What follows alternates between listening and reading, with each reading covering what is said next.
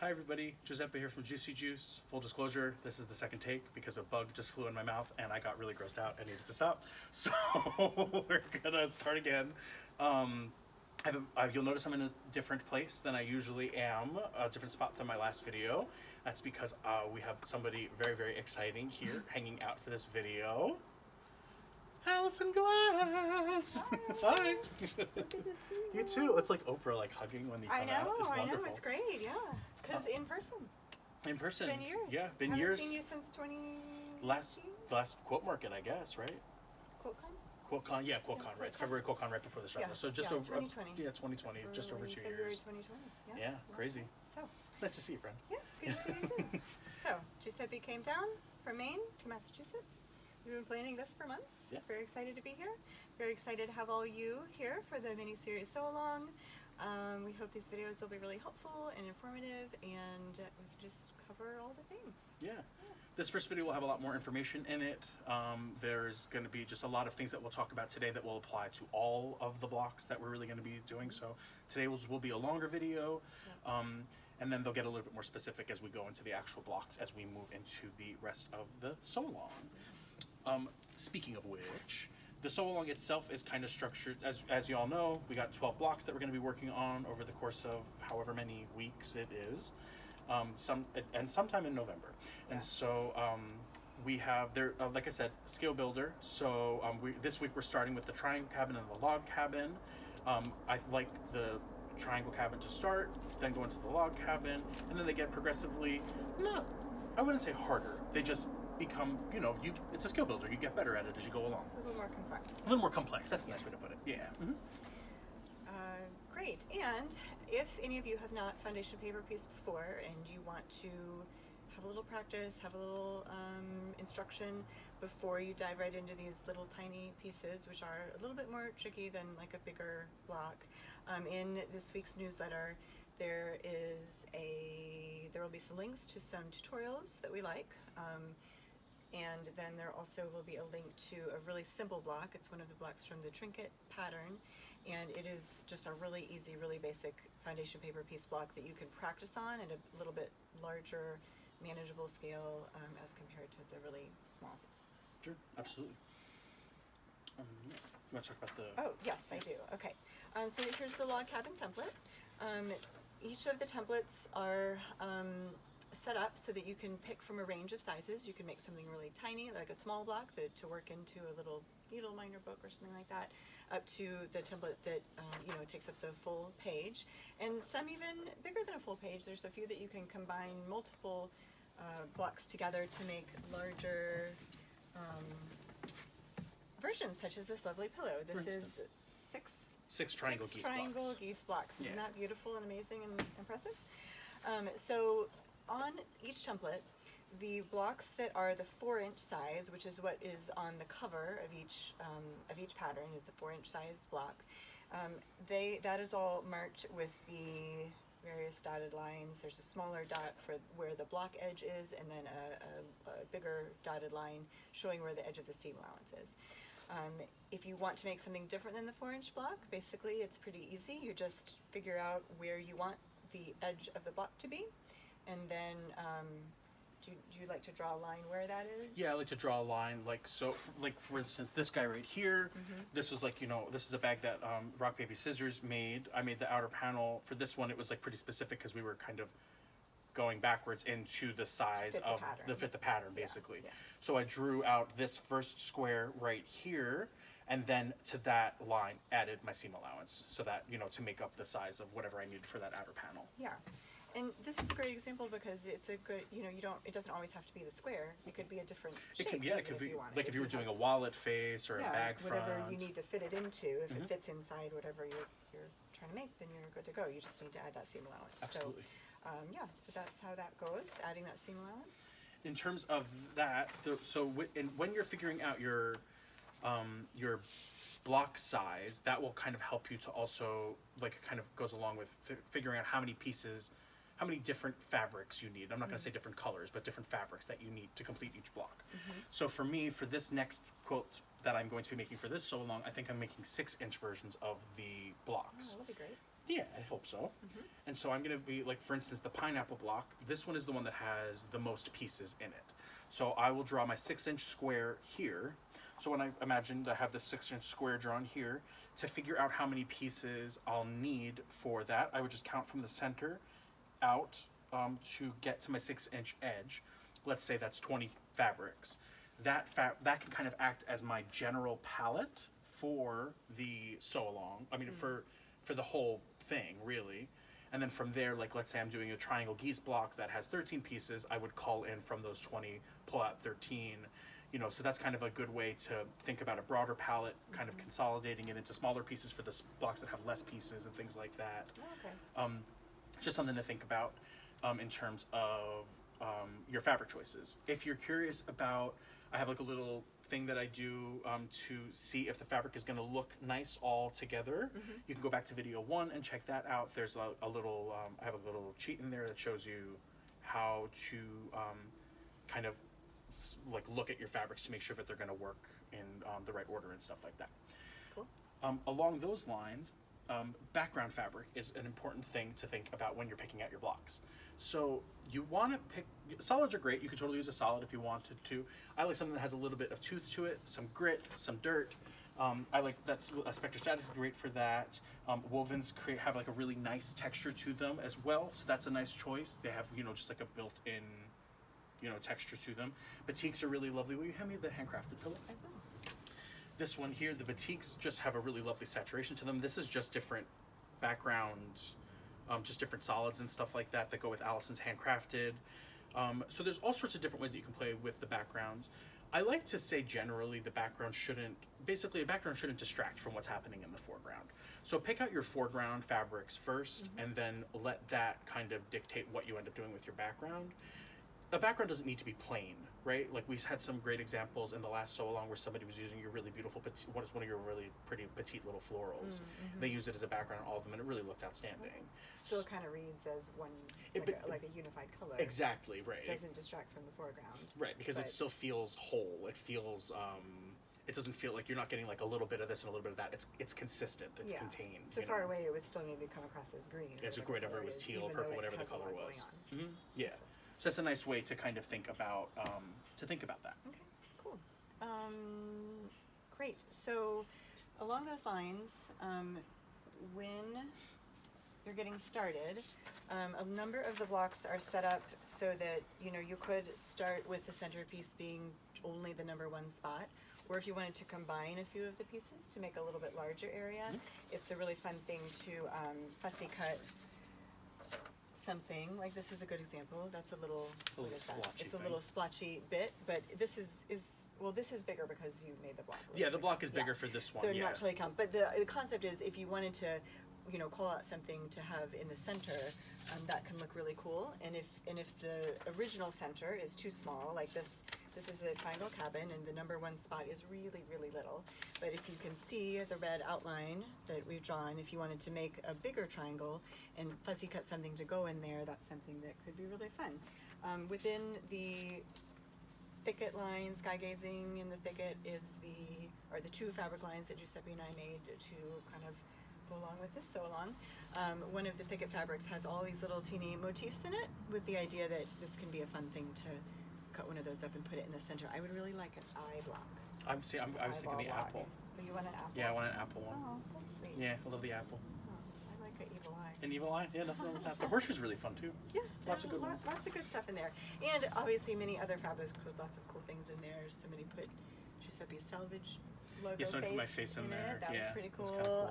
What else? Little flowers, lots of really neat stuff you can do. Absolutely. So when you're putting in your first piece, it's a great idea to either use a little bit of glue or a little tiny pin to pin that first piece. That way it's set and it's where you want it. Especially if you're fussy cutting something and you want it to stay put, go ahead and do something to make it stay, and then go from there. It's less fiddly. Yeah, with foundation paper piecing, you're pretty much always adding 1 piece of fabric to everything. So, and the only time the exception is the beginning where you have 2 pieces of fabric. It's not attached. Right. And then from then on, it will be where it's supposed to be. And you don't have to worry about it. Yeah. So if you just tack it down, then that's it. You're only just adding 1 piece of fabric on and on and on. Along those lines,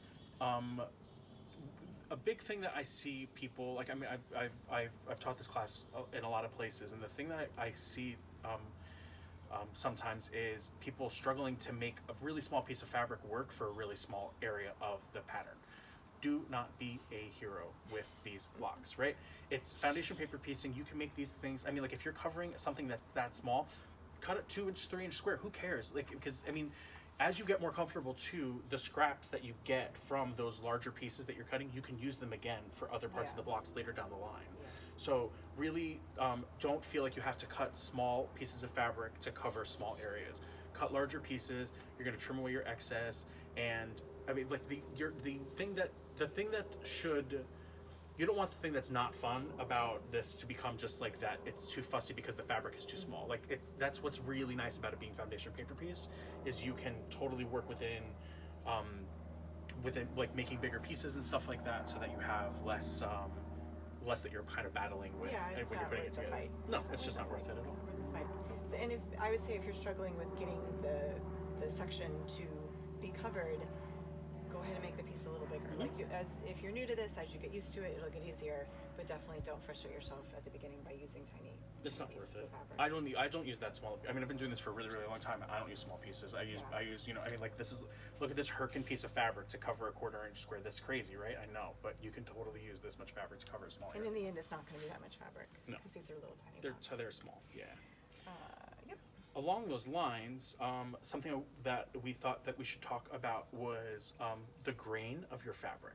So, a lot of us, some of us, like Allison and I, will be using fabric from our collaboration. So we're going to be cutting straight from fabric, but a lot of people will be using scraps, which is totally awesome. We definitely designed this with scraps in mind. But something to be cognizant of when you're doing that is you want to try to keep your pieces on grain, right? So you have like a piece here that is really stretchy like that. That's on the bias, not so good, right? Come to this side, it's it's a straighter edge. We know that we're on the grain because it's not pulling and tugging. So when I'm here and I can see like the kind of bowing, stretchy thing happening, not so good. We want to make sure that we're keeping our pieces straight on the grain, and that when we are adding our pieces of fabric, that the grain is lined up with the seam that we're sewing. So if it's here, if we're here like so, that the straight grain is lined up with that edge of the that line of the fabric. Line of the template. And that way, mainly when you're pressing and moving the fabric around, it's not getting all wonky and weird. Yeah, It's stretching. exactly. Like some of the blocks that I made earlier. Well, like I was not as cognizant of that. I was like really just using scraps, the pieces that I had, and so over time they started to bow just a little tiny bit. Yeah. Not like nothing crazy. Right. But you want to give as much structural integrity to the piece as you possibly can. So keeping everything on grain will keep everything from stretching once the paper gets removed and it gets worked into whatever project you're going to be using it for. Definitely. Another great tip is you do not need to, and probably shouldn't, trim your blocks until you know what you're doing with them. The blocks that we'll be showing in Instagram will be all trimmed up really nicely because we want them to look pretty for the photos. But until you kind of know what your project is and what you want to use your blocks for, don't worry about trimming off the outer edge. You might as well just leave it and then make a plan. That way, if you need it to get a little bigger, or if you wanted to trim it to fit in a certain size, you're more flexible. Right? Exactly, yeah. Especially if you're using like larger pieces around, like let's say sometimes some of us while we're working on these blocks might not exactly know what they're going to end up and turn into in the long run. So you might want a little bit more fabric around the outside to be able to accommodate whatever it's going to end up going into, right? You don't want to box yourself in. Yeah, to box yourself into it. Yeah. There's no need to. Really. And it's definitely going to be. It'll be really tempting to want to trim the blocks because a lot of us are going to be posting these to Instagram and stuff like that. But they're like if you can restrain yourself, this is one of those do as I say, not as I do kind of thing. At least, yeah, like maybe trim it to a wider side. That's a good idea. Clean up the edge But just make sure you have enough fabric there for plenty of stuff. fabric That's a good idea. to be able to do what you want to do with it. Yeah, totally.